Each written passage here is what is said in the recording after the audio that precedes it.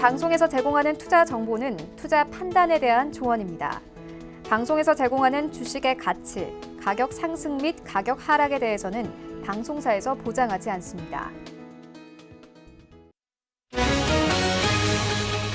오늘의 헤드라인 뉴스입니다. 미국 증시에서 주요 지수는 미국 정부가 수입 자동차에 대한 관세 부과 여부 결정을 연기할 것이라는 소식에 힘입어 상승했습니다. 미국 증권거래소에서 다우존스 지수는 전장보다 0.45%, S&P 500 지수는 전장보다 0.58%, 나스닥 지수는 1.13% 상승하며 거래를 마쳤습니다. 도널드 트럼프 미국 대통령이 중국 등 외부 위협으로부터 정보통신기술과 서비스를 보호하기 위해 국가 비상사태를 선포했습니다. 세라 샌더스 백악관 대변인은 현지 시각 15일 성명을 통해 트럼프 대통령이 미국의 정보통신 기술과 서비스에 대한 위협에 대응해 국가 비상사태를 선포하는 내용을 담은 행정명령에 서명했다고 밝혔습니다. 스티브 무누신 미국 재무장관은 현지 시각 15일 미중 무역 협상에 대해 아직 할 일이 많다며 조만간 중국 베이징에서 협상이 계속 열릴 것이라고 밝혔습니다. 구체적인 시기는 밝히지 않았지만 미국 협상단이 협상을 계속하기 위해 앞으로 어느 시점에 중국을 방문할 것 같다고도 말했습니다. 미국이 한국을 글로벌 자동차 관세의 표적에서 제외할 것으로 전해졌습니다. 블룸버그 통신은 도널드 트럼프 미국 대통령이 서명할 행정명령안을 입수했다며 그 내용에 따르면 한국, 캐나다, 멕시코가 징벌적 관세에서 면제될 것이라고 현지 시각 15일 보도했습니다.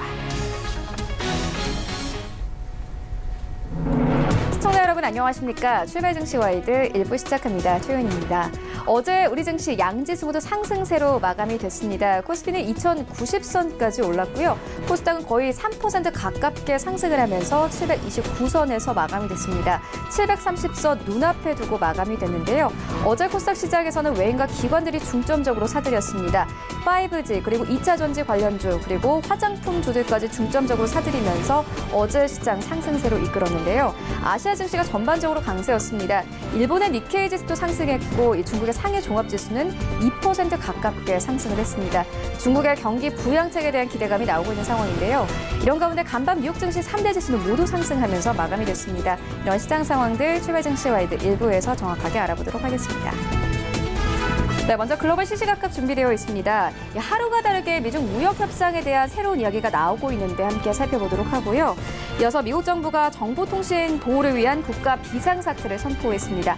아무래도 중국을 겨냥한 것이겠죠. 함께 살펴보도록 하겠습니다. 이어지는 라이브 이슈타임에서는요. 이 미중 무역 협상을 둘러싼 불확실성이 여전한 가운데 시장에서는 5월 바닥론이 고개를 들고 있습니다. 함께 살펴보도록 하고요. 이어서 국내 정유사들이 올 1분기 적자에서 흑자로 전환이 됐습니다. 하지만 유가 상승으로 인한 효과일 뿐 오히려 사업을 다각화시켜야 한다는 분석 나오고 있는데 살펴보도록 하겠습니다. 출발 증시 와이드 1부 지금 출발합니다.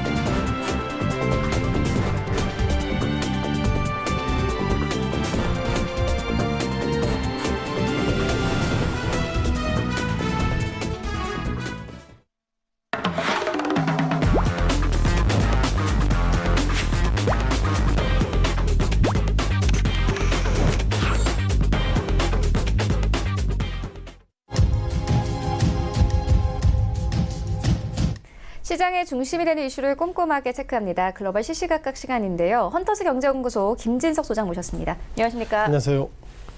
네, 먼저 시장 상황부터 짚고 가도록 하겠습니다. 간밤에 뉴욕 증시 3대 지수는 모두 상승을 하면서 마감이 됐습니다.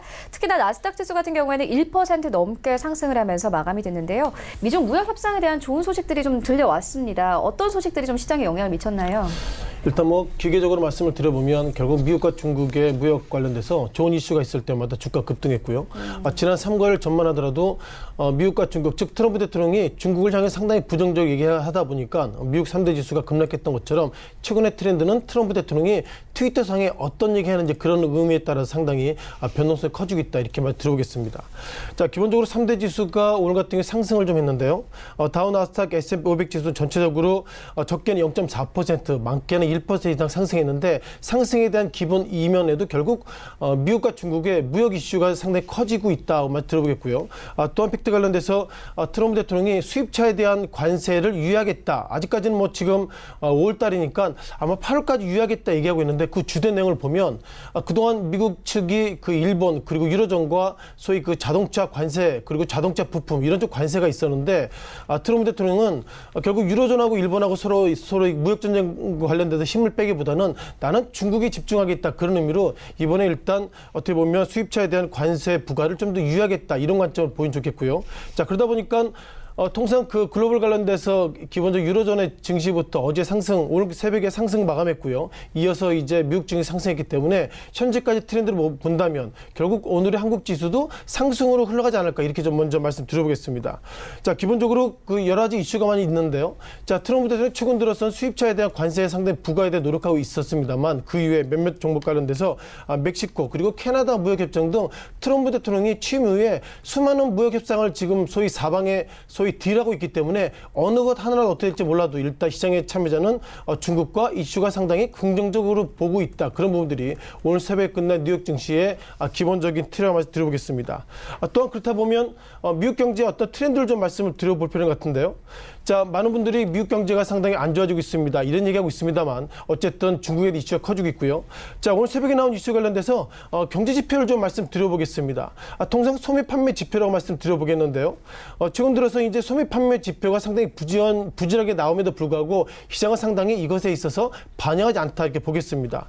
눈에 띄는 것들은 소매 판매 그러니까는 4월달 소매 판매가 지난달엔 1.1 그리고 이번 달에는 오히려 보합세의 모습을 일단 전월 대비를 가지고 있고요. 가장 이슈가 커지고 있는 건 소매 매출 부분입니다. 즉 가스와 자동차를 제외한 매출이 어떻게 보면 지난 3월 달에 1.1 그리고 이번에 시장에서는 0.4를 바라봤는데 막상 4월 달에 열리고 보니 0.2% 약세 모습 속에서 전체적으로 미국의 소매 판매 그러니까 리테일 쪽은 상당히 부정적이다. 이런 좀 말씀 드려보겠고요. 따라서 최근 들어서 미국 증시의 급등 급락은 경제적인 지표보다도 트럼프 대통령의 트위터가 상당히 좀 시장을 좀 지배하고 있다. 이렇게 말씀 드려보겠습니다. 또한 그 이슈 관련돼서 결국 중국에 대한 이슈를 좀 말씀드려볼 수가 있는 것 같은데요. 자, 중국 지표에 대한 상당히 변화가 좀 커지고 있습니다. 아시는 것처럼 화면에 보시는 것처럼 2019년도 들어서는 결국 중국 상하이 지수의 주가가 지난 4월 달까지 상승했습니다만 4월 달 후에 급락의 모습을 보이고 있었습니다. 눈에 띄는 것들은 4월 달 이전에는 어떤 표시가 있었죠? 결국 월가에서 바라볼 때는 중국의 어떤 GDP가 2019년도 1분기가 안 좋을 것입니다. 이런 얘기했는데 막상 좋아졌습니다. 그 좋아졌던 주된 이유는 결국 그 어떻게 보면 경기 부양 어떤 이슈 속에서 지난 2019년도 1분기는 상당히 좋아졌습니다만 어떻게 보면 우리가 소위 링거를 꼽는 것도 결국 한두 번 이후에 소위 약효가 먹혀들지 않기 때문에 따라서 1분기 좋아지고 있지만 2분기 들어서 상당히 부진전한 모습을 보이는 걸 보면 경제적으로 중국 상하이 지수가 아무리 노력함에도 불구하고 경제 지표는 부진하고 있다. 그리고 그 가운데는 결국 미국과 무역 전쟁의 어떤 그런 부정적인 이슈 속에서 중국 상하이 지수가 상당히 주가가 단기간 내에 급락으로 빠지고 있다. 이렇게 정리를 드리겠습니다. 네, 여러 경제 지표가 부진하다 이렇게 말씀을 해주셨는데 간밤에 또 여러 가지 좀 지표가 발표가 됐습니다. 미국의 4월 산업 생산은 0.5%의 하락세가 나왔고요. 월가 예상보다 대폭 하회했습니다. 이런 상황들 조금 잘 알아두시면서 시장 대응하시면 좋을 것 같습니다. 이어서 다음 이슈로 옮겨가 보도록 하겠습니다. 미중 무역 협상 다뤄보도록 하겠습니다. 하루가 다르게 새로운 뉴스가 나오고 있습니다. 그렇죠. 네. 뭐 어떤 부분들 저희가 좀 주목을 해봐야 될까요? 일단 미국과 중국의 무역 전쟁, 실은 무역 협정이라고 프리트레이드라고 보면 좋겠는데 이제 소위 협정이라는 단어보다도 우리가 그 전쟁이라는 단어가 쓰는 것처럼 상당히 좀 좀 살벌하게 좀 흘러가고 있다 이렇게만 들어보겠고요. 잠시 미중 무역 관련돼서 어떤 무역협회가 이번 3월달에 나온 데이터 있는데 그걸 보면서 그동안 미중 무역 협상이 어떻게 흘러갔는지 설명을 좀 간단히 들어보겠습니다. 무엇보다 상당히 좀 복잡한 부분이 있습니다만 2018년도 3월달부터 말씀드려보겠는데요. 자, 기본적으로 미국이 중국을 향해서 무역 전쟁을 소위 시작했던 이유가 뭐냐면 결국 미국이 일단 수출 국가보다 수입 국가이기 때문에 미국 입장에서 보면 그 미국의 어떤 이익의 대부분을 중국이 가져가고 있고 그러다 보니까 중국이 결국 미국을 향해서 수입할 때 고관세를 부과를 통해서 미국의 어떤 국가 기업이나 이렇게 보호무역을 하겠다 이런 부분들이 기본적인 근간이다 말씀 드려보겠고요. 2018년도 3월 달부터 시작됐습니다. 이때부터 미국이 중국을 향해 소위 이때까지는 이게 실은 무역 협상이라고 우리가 봤는데 이 이후에는 상당히 무역 전쟁이다 이렇게 단어가 정리되고 있고요. 2018년도 3월 달부터 시작되어 있었고요. 뭐 그 이후에는 일단 뭐 중국 측에서는 미국의 301 조치를 뭐 WTO에 제소를 중국했습니다만 눈에 띄는 것들은 3월 달에 액션을 가하고 나서 5월 달 이후에는 미국 입장에서 보면 그동안 그 중국을 향해서 2018년도 기준입니다. 중국을 향해서 500억 불 정도 어떻게 보면 그 관세를 부과하는 건 내가 보류하겠다 이런 얘기하고 있고요.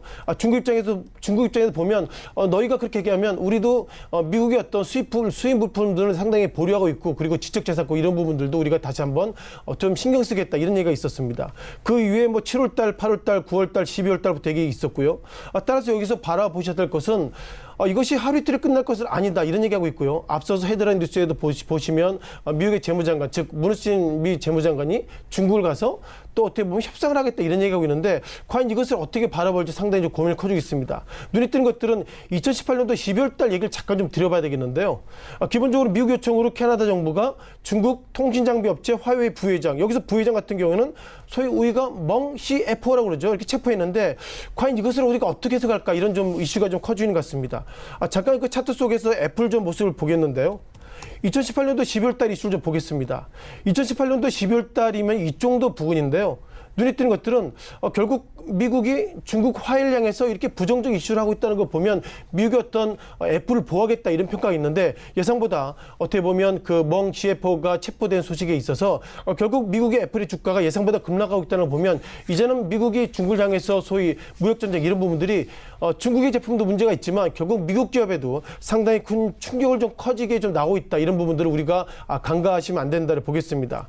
따라서 그 이후에 트럼프 대통령이 이런저런 이슈를 좀 계속 얘기하고 있습니다. 즉 2016년도라기보다도 어떻게 보면 트럼프 대통령이 2017년도 1월이죠. 2017년도 1월 달 그러니까 2017년도 1월 달 이후에 본인은 상당히 그 미국의 어떤 다우지수의 모습까지 평가하기는 조심스럽습니다만 결국 본인이 들어오고 나서 주가가 이렇게 급등했다 이런 점 평가를 가지고 있기 때문에 트럼프 대통령은 최근에 미국의 다우지수가 어떻게 보면 2018년도 10월 달 26,000선, 최근 들어서는 25,000선이기 때문에 예상보다 2017년도, 2018년도 이후에 상당히 급락 이후에 소폭이나마 상승했습니다만 최근 이렇게 주가가 급락하는 것은 트럼프 대통령, 즉 나의 책임이 아니라 결국 중국 책임이다. 즉 모든 책임을 중국에 넘기는 것은 아닌가 이렇게 좀 말씀 드리고요.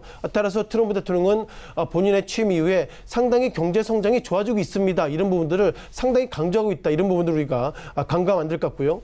또한 트럼프 대통령이 안보를 위해서 어떻게 보면 최근 들어서 철강 산업을 보호하겠다는데 결국 이것이 과연 어떤 의미가 있는지 좀 말씀 들어보겠습니다.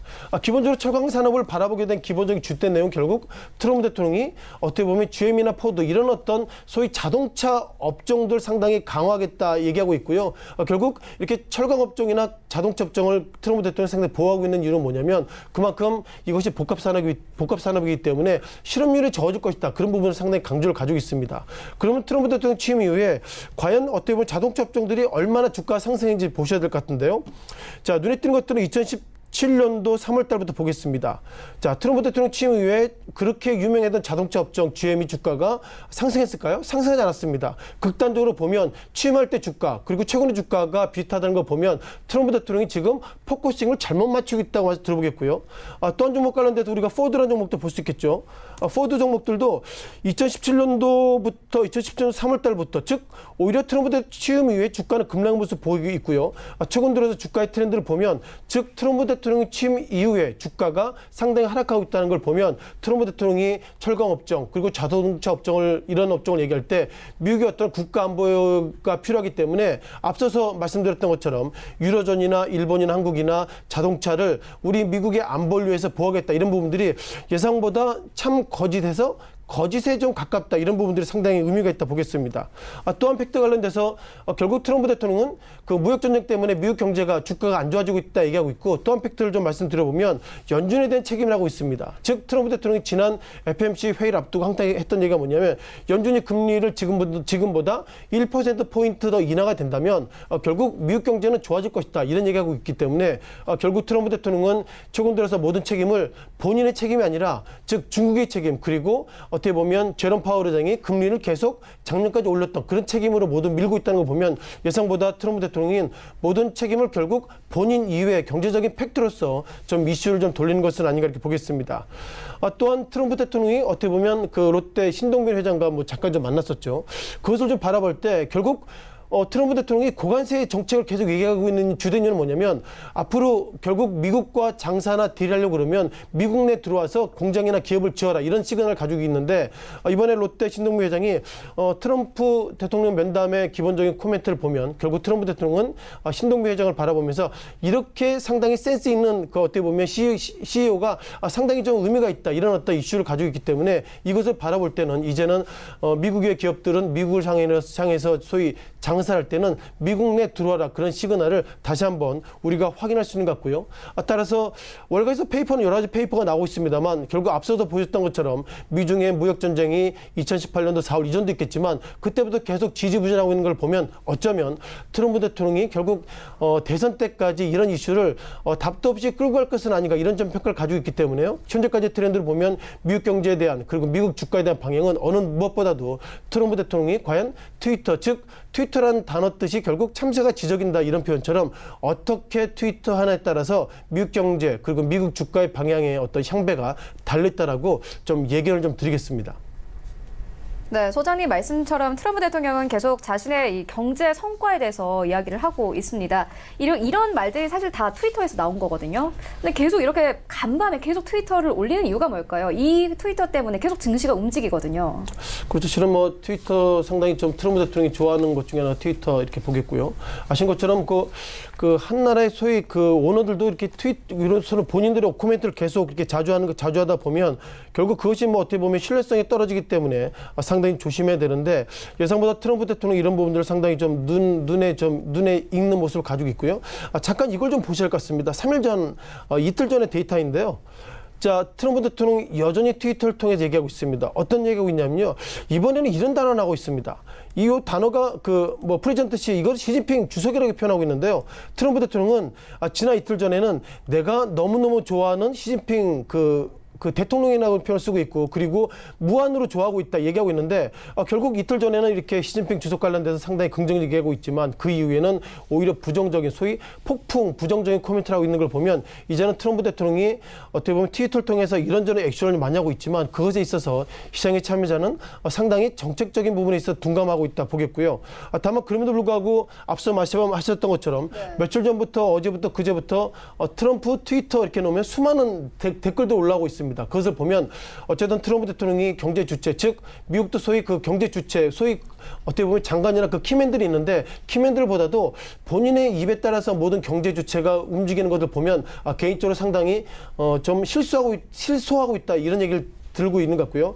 따라 정리하면 이것은 아마 그 대통령의 아마 익숙해진 습관인 것 같고요. 이제 이렇게 트위터가 계속하게 된다면 트럼프 대통령의 트위터가 이제 시장에 먹히기는 이제는 한계가 있다 이렇게 말씀 드려보겠고요. 따라서 트위터를 이제는 많이 할수록 그 행간의 의미는 있겠지만 앞서 보셨던 것처럼 시진핑 주석 관련돼서도 이렇게 상당히 무한 존경하고 이렇게 프렌드십 가지고 있다 이런 얘기하고 있음에도 불구하고 하루 이틀 사이에 부정적인 얘기하고 있다는 거 보면 이제는 단순하게 말씀드리면 그냥 올린다 이런 어떤 의미가 상당히 좀 눈에 띈다고 말씀을 드리겠습니다.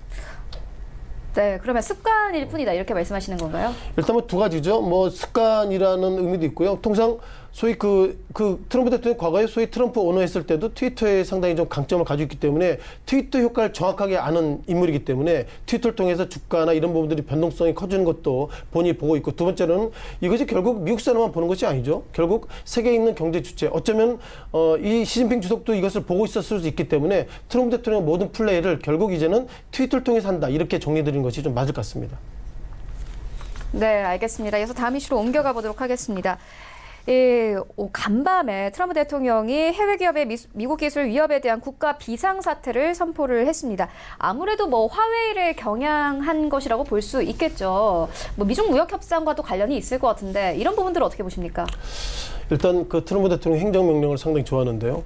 행정명령의 또 단어에 대한 정리 좀 해야 될 것 같습니다. 행정명령 같은 경우는요, 트럼프 대통령, 즉 본인 취임하고 나서 임기 중에 기본의 모든 뭐 법률이나 이런 것도 있겠지만 나는 이렇게 하겠다 그런 부분들을 행정명령을 볼 수 있고요. 다음 행정명령은 트럼프 대통령이 다음에 만약에 그 다음 대통령이 된다면 직전 대통령이 있던 행정명령은 취소할 수 있는 그런 권한이 있기 때문에 행정명령의 의미가 상당히 독특하다, 그런 부분들을 말씀드려보겠고요. 기본적으로 트럼프 대통령은 모든 것들이 결국 미국의 안보를 위해서 행정명령을 하겠다, 그런 어떤 모습을 가지고 있고, 지난 시기 취임 이후에 트럼프 대통령이 행정명령을 상당히 많이 했는데요. 그중에 모든 명령 관련돼서 직전, 즉 버락 오바마 대통령이 했던 행정명령들 다 취소했던 모습을 가지고 있다는 걸 보면 이것이 본인의 판단인지 아니면 직전 오바마 대통령 관련돼서 대선을 앞두고 상당히 의식하고 있는지 몰라도 예상보다 이런 부분 눈에 띄겠다 보겠습니다. 자, 가장 눈에 띄는 것들은 결국 화웨이에 대한 부분인데요. 자, 화웨이를 왜 이렇게 트럼프 대통령이 상당히 이렇게 부정적으로 볼까, 이런 부분들이 상당히 이슈가 커지고 있습니다만, 몇몇 좀 기사를 보면요. 기본적으로 작년 12월이죠. 앞서 말씀드린 것처럼 멍 화웨이 CFO를 체포했고, 그리고 올해 같은 경우에는 이라는 관련돼서 화웨이가 어떻게든 인볼브 돼 있다, 이런 부분 소송을 걸고 있다는 걸 보면 예상보다 트럼프 대통령이 표현 안 하고 있지만 나는 화웨이를 그렇게 긍정적으로 보고 있지 않습니다, 이런 부분 상당히 눈에 띄는 것 같습니다. 따라서 이것을 우리가 바라볼 때는 결국 트럼프 대통령이 가장 중국 관련된 타켓을 일단 화웨이를 보고 있는 것 같고요. 뭐 작년부터 올해까지 뭐 여러 가지 이슈 속에서 상당히 통신업종을 상당히 타켓을 잡고 있다는 걸 보면 그만큼 중국의 통신 산업이 결국 미국을 넘어설 수 있는 그런 어떤 기술력에 있어서 상당히 미국 측에서 좀 부담을 느끼고 있다, 이렇게 보겠고요. 정리해 보면 화웨이 행정명령이 그만큼 떨어졌다는 걸 보면 이제는 결국 화웨이, 즉 통신 관련돼서는 미국에 상당히 매출에 상당히 급감할 수 있는 부정적인 이슈가 결국 중국 경제 그리고 중국 GDP에 큰 영향을 미치고 있다라고 말씀을 드리겠습니다. 네, 알겠습니다. 그런데 30분 전에 나온 속보에 따르면 미국 상무부가 화웨이 등 이 70개 계열사에 대해서 무역 블랙리스트로 편입을 했다, 이렇게 밝혔거든요. 그러면 아예 직접적으로 사실 화웨이를 겨냥한 거잖아요. 일단 월가에서는 애플이나 이런 어떤 종목에 상당히 고민을 좀 많이 하고 있는 게 뭐냐면요. 결국 화웨이나 이런 제품들이 미국의 어떤 소위 중간 부품이나 제품으로 들어가기 때문에 이렇게 미국이 소위 화웨이 블랙리스트에 편입시킨다면 그것이 결국 수출을 못하더라도 그만큼 수입되는 쿼터 물량이 있어서 그만큼 단가가 높아지기 때문에 이것이 결국 애플의 단가가 올라갈 수 있다, 이런 평가가 있는데, 어쨌든 이런 어떤 논리적인 데이터보다도 트럼프 대통령은 화웨이를 어떻게든 겨냥하겠다, 그런 어떤 본인의 색깔이 강하고 있기 때문에 이런 부분들 결국 블랙리스트에 편입됐다, 그런 부분을 보면 앞서 강조드렸던 것처럼 중국, 그리고 중국의 중국의 시진핑 주석이 그동안 얘기했던 것들이 중국몽이죠. 즉 중국 드리밍, 이런 부분에 있어서 가장 전초적인 업종인 통신업종, 그 가운데서 화웨이를 어떻게든 저지하겠다, 그런 어떤 개인의 입장이 정확하게 블랙리스트 편입에 반영되고 있지 않나, 이렇게 생각을 드리겠습니다. 네, 지금까지 세 가지 이슈 함께 살펴보고 왔습니다. 지금까지 헌터스 경제연구소 김진석 소장과 함께했습니다. 고맙습니다. 고맙습니다.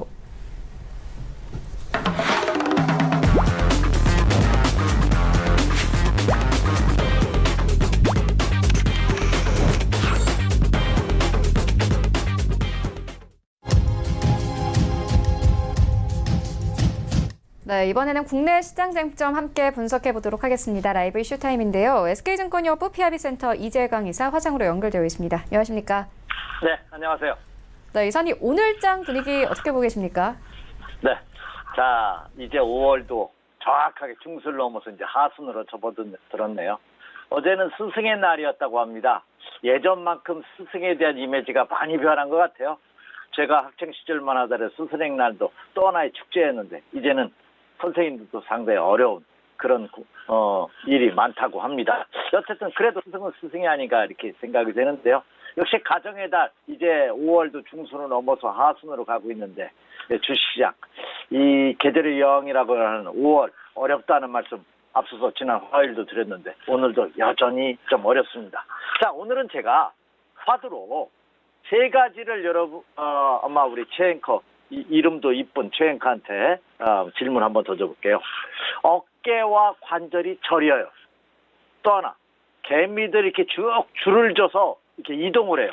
가끔 보면 마당에서 시골에 살 때 그 개미들이 쭉 이렇게 줄져서 이동하는 모습을 볼 수 있습니다. 또 하나는 제비가 낮게 날아요. 평소보다. 이런 친구가 보일 때는 그 최 앵커 어떤 현상이 나타난다고 혹시 들은 적 있으십니까? 네, 뭐 지진이 난다고 하던데 아닌가요? 네, 뭐 지진까지는 그렇고요. 비가 올 때 나타나는 징조죠. 어르신들이 그 어깨가 저려나면 며느리야 빨래 걷어라. 제가 어려서 우리 할아버님이 저희 어머니한테 하시는 말씀 너무 들었는데요. 그랬는데 그때는 참 이상했습니다. 근데 한두 시간 지나면 여지없이 비가 오더라고요. 또 하나 개미들이 이주를 한다고 하면 이렇게 줄지어서 그럼 비가 온다고 하고요. 또 제비들이 땅에 붙어서 낮게 날면은 비가 온다고 합니다. 여튼 이런 전조들이 나타나는 모습을 보면서 우리 선조들은 생활의 지혜를 얻었죠. 주시장도 마찬가지가 아닌가 생각이 됩니다. 제가 분석은 머리로 하는 거지만 투자는 눈으로 한다는 말씀을 드렸습니다. 이런 주시장에서 전조가 나타날 때를 기다리는 그리고 나서 액션을 취하는 이런 전략이 꼭 요구되고 있지 않나 생각이 됩니다. 지금 국내 주식시장이 굉장히 혼돈입니다. 일부는 상승한다고 하고 일부는 바닥이라고 하고 일부는 또 아직도 아니라고 합니다. 어느 장단에 춤을 춰야 될지 참 어렵습니다. 그런데 묘하게도 이 주식시장에도 전형적으로 머피의 법칙이 적용이 됩니다. 내가 그동안 평소에 따르지 않았던 의견을 동조하지 않았다는 사람이 맞출 확률이 많죠. 다시 말씀드려서 예측을 하다 보면 꼭 틀린 방향으로 갈 가능성이 크다 하는 점입니다. 그렇다고 본다면 다시 한번 말씀드리지만 제가 앞에 서두에 전조를 말씀드린 것처럼 이런 전조가 눈에 보이는 확실한 정조가 시장에서 나타나면서 상승 반전이 확인될 때까지 여유롭게 기다리는 그런 전략이 계속해서 요구되고 있는 그런 모습이다 이렇게 말씀을 드립니다. 다시 한번 강조해 드립니다. 주식 투자는 타이밍의 예술이고 인내와의 싸움이다 하는 점을 강조드립니다. 네, 인내심과의 싸움이다 이렇게 표현을 해주셨는데 최근 우리 시장 급락을 했지만 이 거래 사이에 조금씩 회복을 하고 있습니다. 그리고 전문가들은 이제 5월이 바닥이다라고 분석을 하고 있는데 이사님의 의견도 궁금합니다. 네, 5월 바닥론이 이제 서서히 구름처럼 사사히 일어나고 있습니다. 왜냐? 어제 말씀해 주신 바와 같이 그제 이틀 동안 국내 주시장 반등을 하는 그런 모습을 보였죠. 코스피 시장도 장중 2056포인트까지 그저께죠 찍었다가 어제장 종가가 2092포인트, 장중한 때 2100포인트까지 돌파된 그런 모습을 보였습니다. 자, 그런데 지금의 장은 가만히 보세요. 제가 앞서서 지난달에도 이번 이 장은 박스권의 흐름을 보일 가능성은 없다. 하단 저점이 코스피 시장을 기준으로 2050포인트고 상단은 2300포인트다. 이 사이에서 움직일 가능성이 없다는 점을 강조해드렸습니다. 최근 들어서 지난 3월달 이후에 계속해서 그 사이에서 움직이고 있습니다. 그런데 아직도 그 사이에서 움직일 가능성에 대해서는 부연하지 않습니다. 그럴 가능성이 높지 않나 생각이 됩니다. 따라서 5월이 바닥일 것이다 하는 의견들은 제시될 수는 있습니다만 저는 아직 거기에 동조하지 않습니다. 왜? 바닥이라는 자체가 주가가 더 이상 크게 하락하지 않는다고 해서 바닥이 아니라 상승 전환을 앞두고 있는 시점을 바닥이라는 표현을 쓰는 것이 저는 합당하다고 생각합니다. 그렇다고 본다면 어제와 그제 이틀 동안의 반등은 하단 지지선 근접에 따른 차일적인 반등 이상의 의미를 부여하기는 상당히 어렵습니다. 그리고 향후 이것이 일주일이 될지 2주가 될지 아니면 다음 달 초까지 될지 그것은 알 수 없습니다만 지금 뭔가 국내 주식시장에 커다란 변화의 움직임이 나타나고 있는 것은 직감되고 있는 것은 느낌으로 오는 것은 사실입니다. 하지만 그 느낌만 가지고 투자할 수는 없겠죠. 확인할 때까지 조금만 더 여유롭게 접근하는 그런 전략이 필요하지 않을까 이렇게 생각이 되고 있습니다. 자, 5월 달에 바닥이라고 일부 의견을 제시하는 많은 분들이 근거는 뭔지 제가 한번 살펴봤습니다. 첫째는 미국과 중국의 지금 무역 전쟁이 더 이상 극단적으로 치닫지는 않을 것이라는 의견입니다. 왜냐하면 이미 미국과 중국이 쓸 패는 마지막 히든 카드는 남겨놓고 있지만 이미 우리는 다 알고 있다는 거죠. 중국이 최후적으로 쓸 카드가 히토리오 수출 금지, 그렇죠? 그리고 위안화 환율 조작, 뭐 이런 것들이, 그리고 미국 국채의 매각, 이것이 이제 중국이 마지막으로 쓸 히든 카드입니다. 만약에 이 카드가 제시될 때에는 중국뿐만 아니라 전 세계 경제가 휘청할 수가 있겠죠.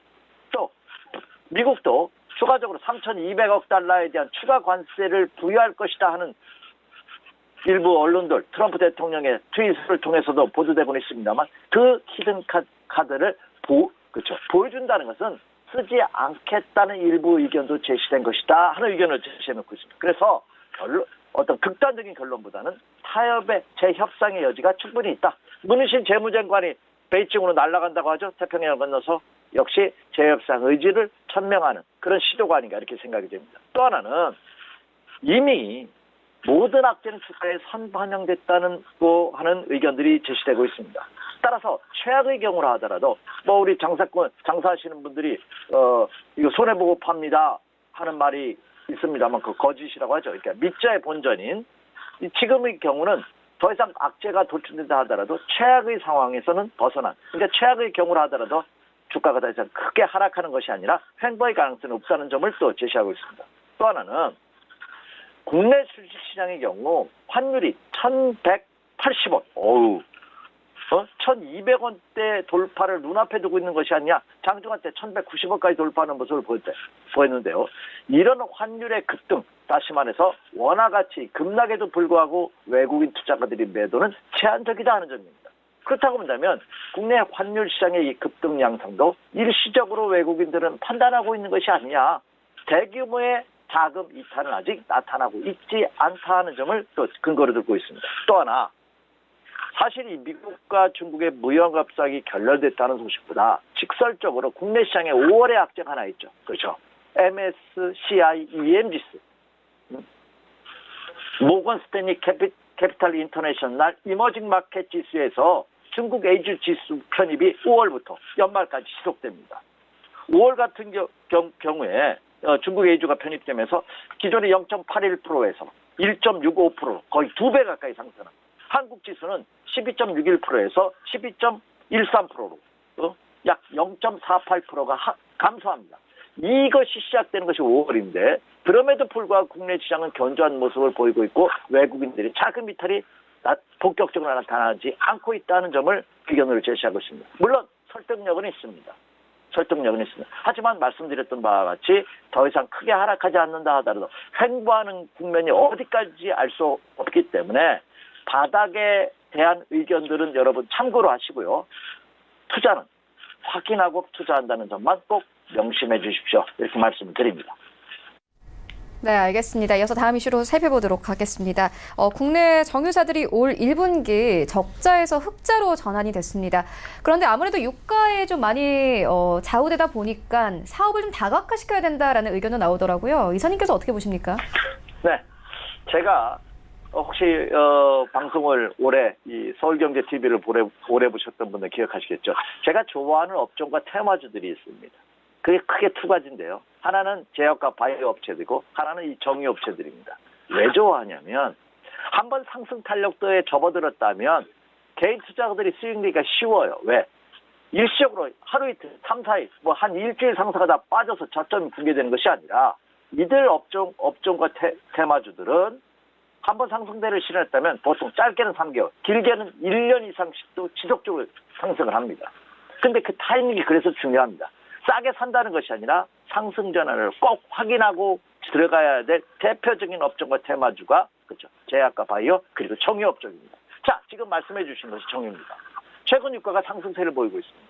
그런데 과거 같으면 이미 유가의 상승률을 압도하면서 시장의 상승률을 압도하면서 저만치 상승해야 될 정유 관련주들이 죽을 수도 있습니다.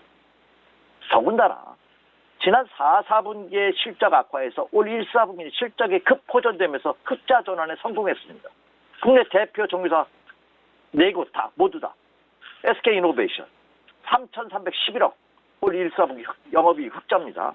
GS 칼텍스 3,295억, 그리고 SOE 2,704억, 현대 오일 1,008억이 흑자 전환에 영업이익이 성공을 했습니다. 그렇다면 이 발표가 나오기 전에 이미 주가는 움직여야 되는데 끝모를 하락세를 보이고 있습니다.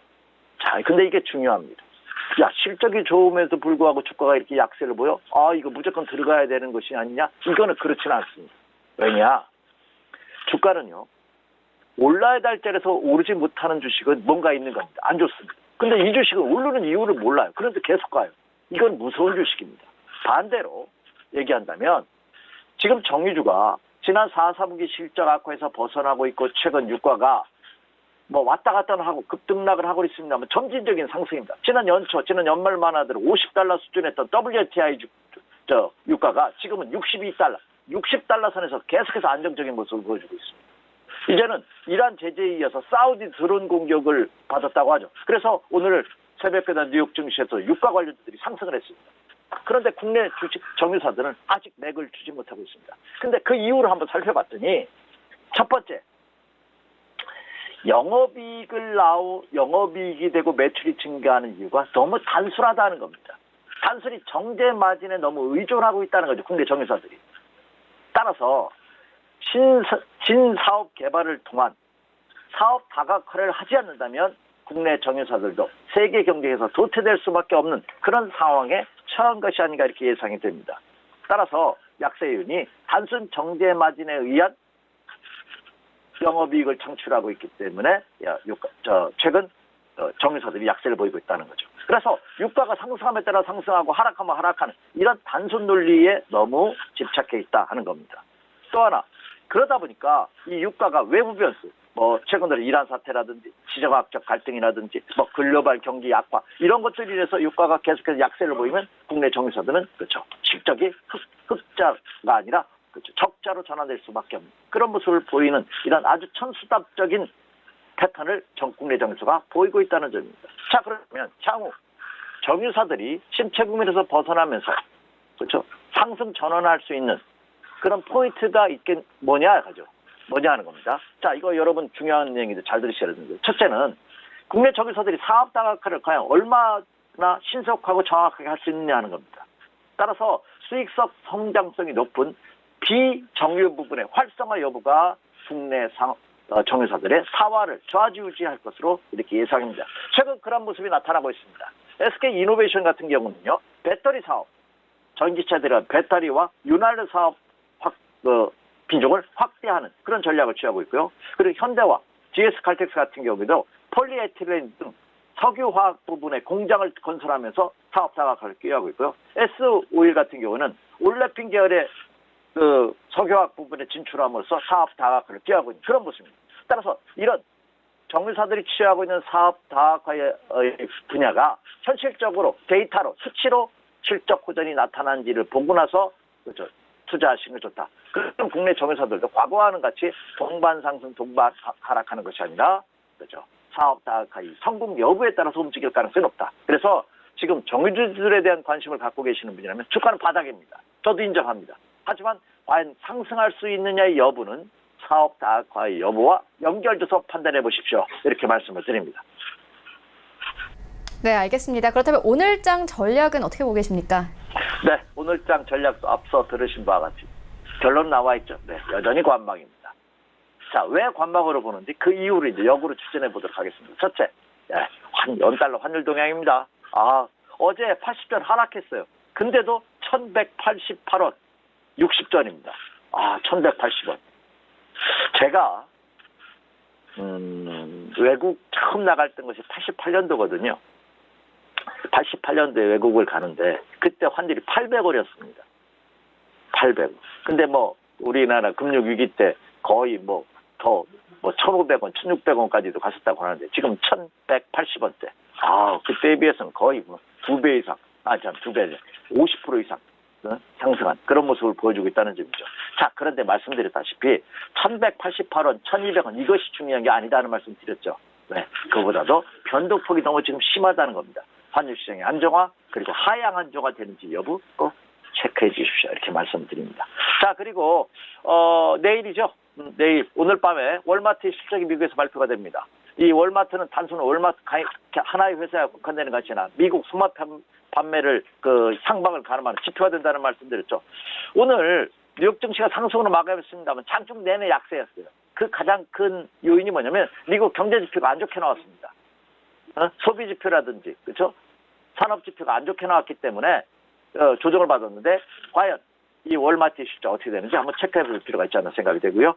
자, 그리고 또 하나 미시간대 소비자 신뢰 지수 체크하라는 말씀드렸고요. 그리고 18일 날 미국 수입 자동차에 대한 관세 여부를 결론 짓습니다. 근데 트럼프 대통령이 트윗을 통해서 유예를 하겠다 하는 소식이 전해지면서 미국 증시가 상승을 했습니다. 그런데 아직 미국 정부의 공식점이 담화 발표는 없었거든요. 그게 18일 날 발표가 됩니다. 과연 트럼프 대통령의 의지대로 미국 자동차, 수입 자동차에 대한 관세가 없이 6개월 유예되는지 한번 체크해 주십시오. 이렇게 말씀을 드립니다. 자, 이제 다시 한번 결론입니다.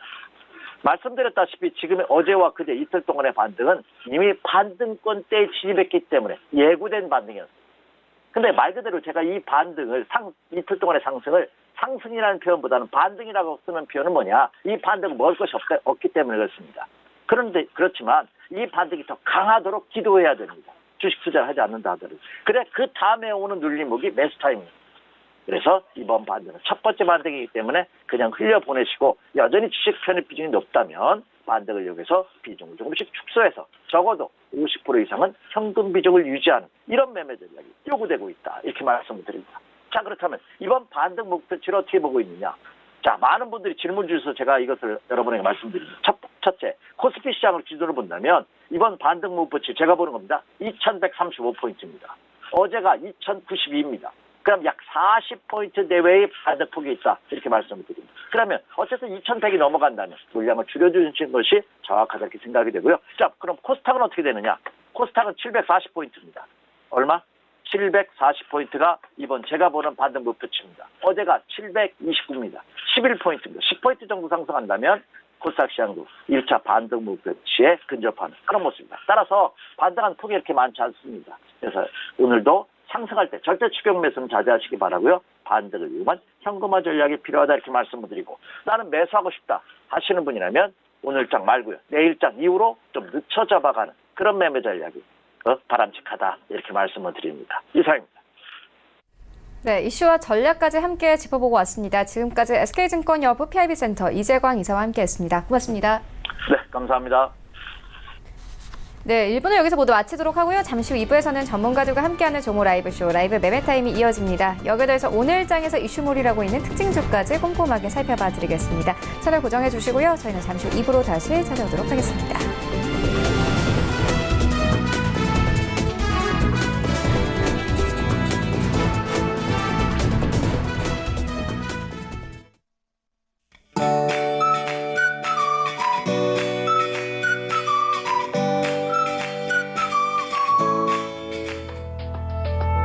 안녕하세요. K웨더 라이프스타일 예보 오조입니다.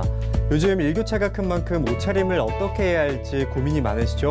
낮에는 기온이 크게 오르고 저녁에는 또 급격하게 쌀쌀해지기 때문인데요. 오늘은 어제보다 기온이 오르겠습니다. 서울의 아침 기온은 16도로 시작해 낮 기온은 29도를 보이겠고요. 춘천은 30도, 대구의 경우는 무려 31도까지 올라 어제보다 더 덥겠습니다. 여기다 오존과 자외선 또한 심해지겠는데요. 외출하실 때는 자외선 차단제를 꼭 바르시고요. 되도록이면 실내 활동을 하시는 게 좋겠습니다. 한편 요 며칠 무더위가 이어지면서 미세먼지 농도도 높게 나타나고 있는데요. 오늘도 오전까지는 강원 영동을 제외한 중부지방의 미세먼지 농도가 나쁜 단계로 높게 나타나겠습니다. 이들 지역으로는 출근하실 때 보건용 마스크를 챙기시고요. 하지만 오후 들어서는 전국이 보통 단계를 회복하겠습니다. 그리고 오늘 우리나라는 동해상에 위치한 고기압의 영향을 받겠습니다. 다음은 자세한 지역별 날씨입니다. 오늘 중부지방은 서울의 낮 기온이 29도, 인천은 25도, 수원과 대전은 30도까지 오르며 어제에 이어 무더위가 이어지겠습니다. 동해안 역시 덥겠는데요. 속초의 낮 기온은 26도, 강릉은 27도까지 오르겠습니다. 남부지방의 경우 낮 기온이 광주 30도, 대구는 31도까지 오르며 더위가 기승을 부리겠고요. 일교차도 그만큼 크게 나겠습니다. 건강관리에 유의하시기 바랍니다. 오늘 전해상에는 구름이 많이 끼겠지만 바다의 물결은 대부분 잔잔하게 일겠으니까요. 항해나 조업하시는 데에 큰 불편함은 없겠습니다. 그리고 내일은 남부지방에 이 고온 현상을 달래줄 반가운 비 소식이 있습니다. 내일은 전남 해안과 제주도에 비가 시작돼 토요일에는 남부지방 전체로 확대되겠는데요. 그리고 다음 주 월요일에는 전국에 비가 쏟아질 것으로 전망됩니다. 지금까지 기상정보였습니다.